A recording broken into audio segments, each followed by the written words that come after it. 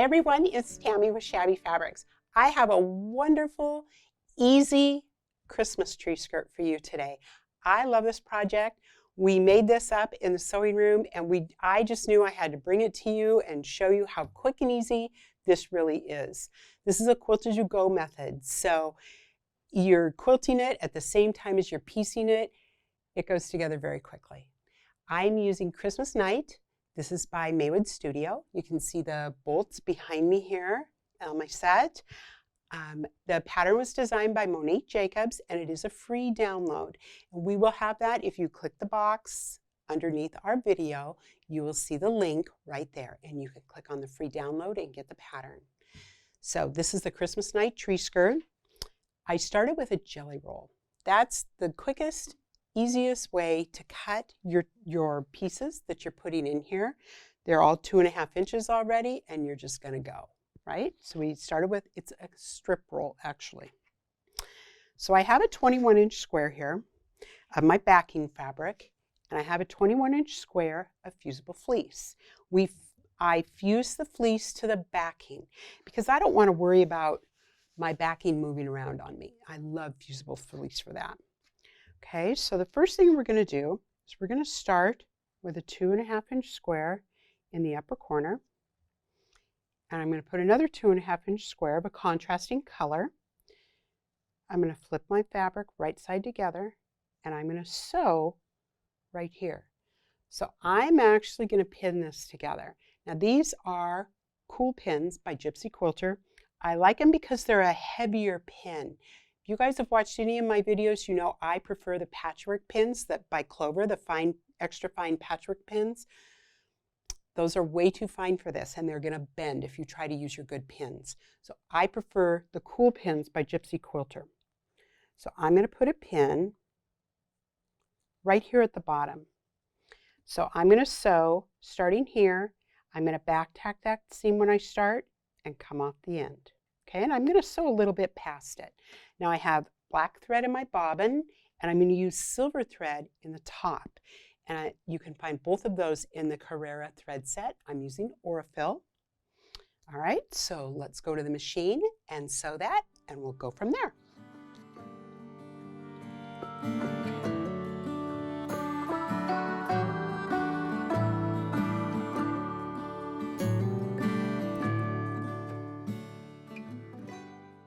All right, so we have that sewn. I'm going to take my pin.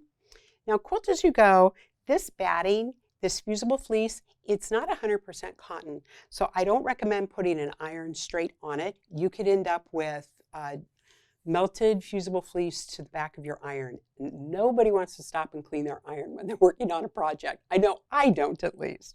Instead, I'm going to use a Clover roll and press. I absolutely love this tool. I'm going to open this up. And I just run this along the seam and you can see how flat that lays. It looks like I pressed it, but I didn't. Okay, so next we're just going to keep on adding pieces. This is next. I'm going to flip it up and I'm just going to sew from here to here, 1/4 inch again. So I'm going to pin my edges like this. I'm keeping these pins out of my seam allowance because I don't want to hit these.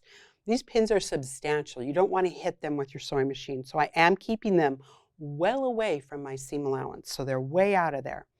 Okay, so I'm going to go to the machine and I'm going to stitch this one down.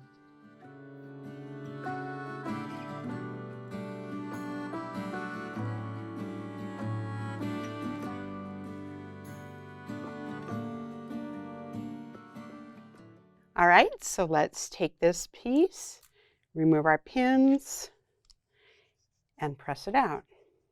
That is beautiful. So I'm just going to keep adding pieces. I have them all stacked here.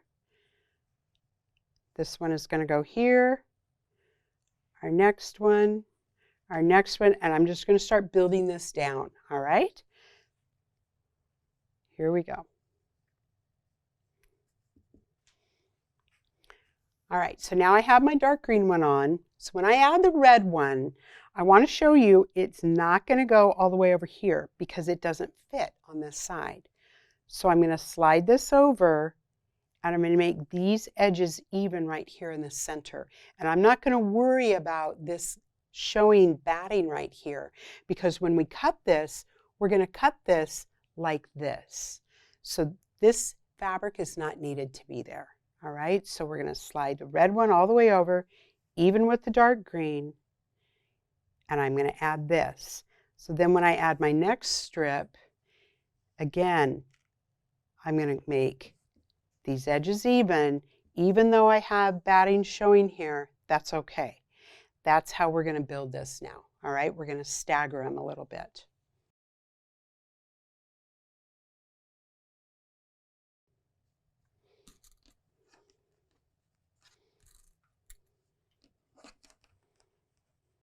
Okay, so let's get our final seam rolled out here.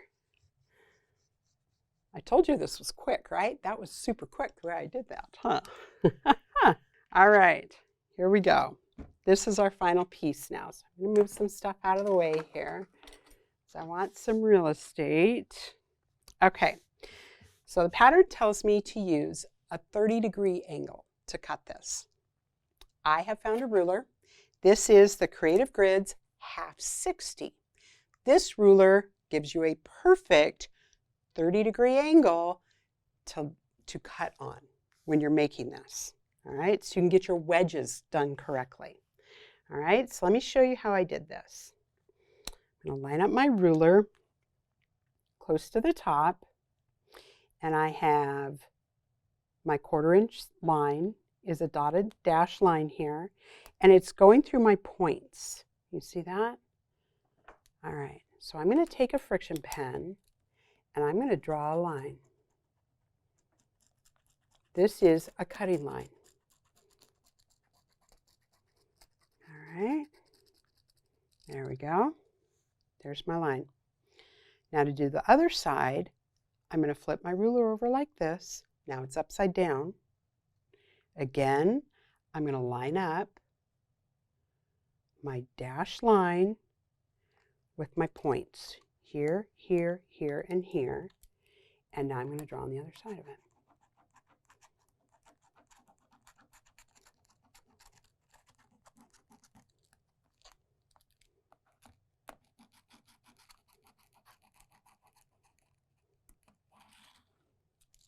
Okay, there we go. I'm going to take a Creative Grids 2.5 by 24.5, and I'm just going to extend these lines all the way out.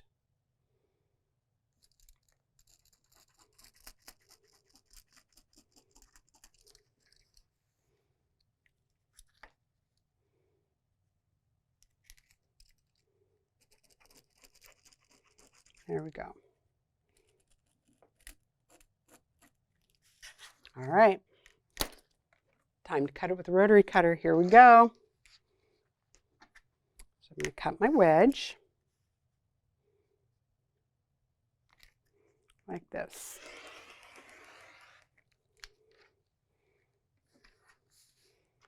Turn it and cut it the other way.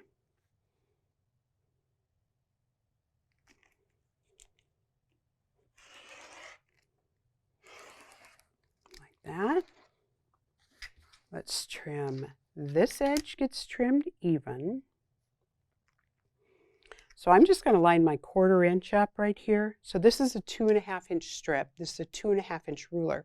If I line my 1/4 inch up, I should be dead on to the edge of my strip, and I'm pretty close. Let's cut that. That looks good. Now this side, we're actually going to cut this one different. I believe we're cutting this one to 1.5 inches. I'm going to double check my pattern. Okay, we're going to trim this off so it measures 1.25 inches. So we're going to find 1.25. So if I'm using a 2.5 inch ruler, 1.25 is the very center of this ruler. And I know that because it has a white line at 1.25. Creative Grids does that so that you can always find the center of your ruler. Always look for the white line. That's the center of your ruler. That's what I'm looking for here. I have the center is 1.25. I'm going to put it on my strip. I'm going to trim this strip. There we go. All right. Perfect. All right, now I will go ahead and make 6 of these. All right, so I only have 2 to show you the next step. So I'm going to trim that and I'll be right back. Okay, so I've got my second wedge trimmed out. Now, how do we put these together? Well, remember it's quilt as you go. All right, so we're going to turn this over. We're going to match up our bottom, but not our top. All right, I know this looks really strange to do it like this, but I want the bottom to match because when the tree skirt comes together, let's see if I can make this turn. We want this. I want this angle right here at the bottom, okay, but I want these to match. Now, you might be concerned that the top does not line up, but that's okay because remember a tree skirt has a hole cut in it, right? So we're going to take a 4-inch circle, which we've given you in your kits. I don't know if this is in the download, but I'll make sure it is so that you can get a 4-inch strip, a 4-inch circle, a template for that. That's really important. You know, normally if a pattern tells me I need a 4-inch circle, I go to my kitchen and I open my cupboards and I start pulling out all my dishes. Oh, look, here's a little bowl. Let's see how wide this is, right? I'm sure I'm not the only one that does that. So you don't have to go to your kitchen and do that. We'll provide you with a 4-inch circle. So you're going to cut this out, pin it to your center of your tree skirt once you get all of this put together, and cut around that. All right? All right.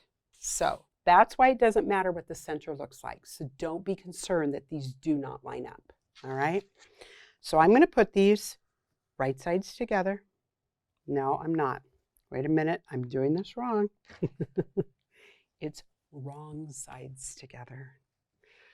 This is why I talk to myself and talk to you while I'm doing this, and I caught it. I caught it. We're putting this wrong sides together. You're thinking, now why in the heck are you doing that? Well, it's quilt as you go, right? So I'm just going to pin this really quick and show you what happens when we sew it like this. Let's do this, like this. Now when I open this up on the back, you see how that seam is going to be finished on the back? And you're not going to have any raw edges showing through, right? I don't want raw edges on the back. I want them on the front. I want it to look like this with my raw edges to the front, all right? That's why you put the backing or the wrong sides of this together and the right sides are out. All right, so let's go ahead and sew this. So I'm going to pin this a little bit. So you're going to pin your wedges together. And again, I'm using these heavy duty pins. These are the bomb. I love these things. They're just perfect for projects like this. Just perfect. All right. Here we go. I'm going to sew 1/4 inch all the way down. All right, I'll be right back.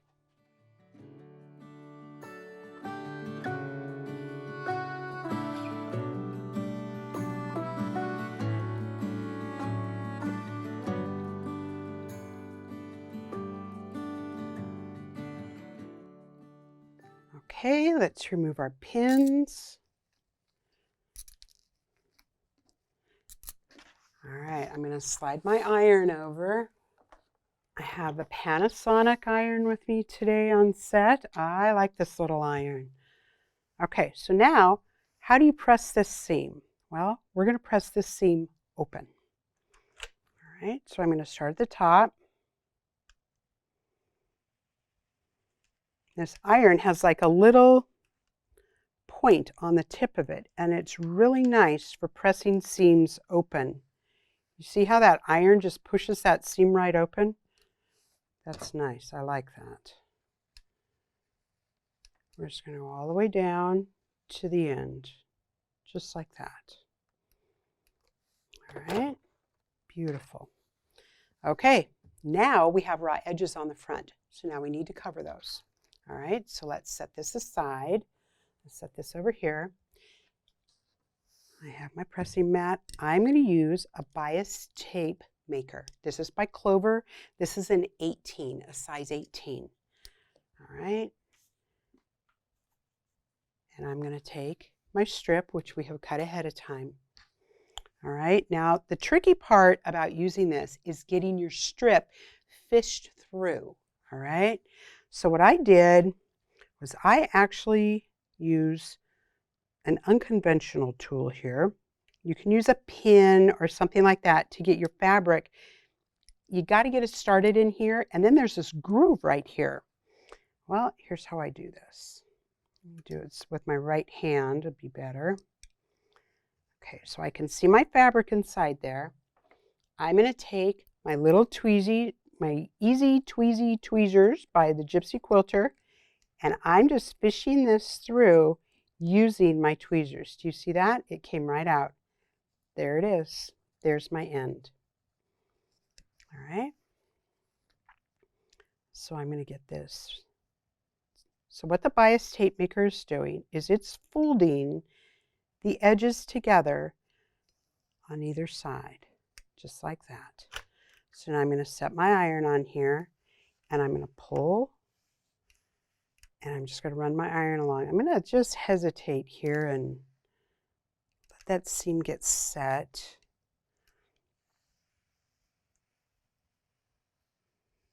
Isn't that clever? I love this. This is a real time saver. You can imagine doing this. Well, I've done this by hand. I'm sure we all have, where you're folding one edge to the center, folding the other edge to the center. It takes a lot of time. This bias tape maker is just incredible. How fast and easy this makes making bias tape, just like that. All right, I'm going to turn this over. Both edges are folded under now. Okay, we're going to set this on top. And your tape, I want you to notice, your strips are much longer than they need to be. That's okay. Extra is always good, right? I don't want them to be short. Long is good. All right, and we're just going to simply cover this seam, just like this, and pin this in place. And then top stitch down each side. Whoops, let's get that pinned on there right. There we go.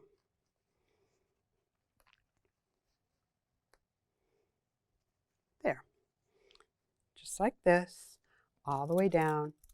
You're going to top stitch on either side with black thread.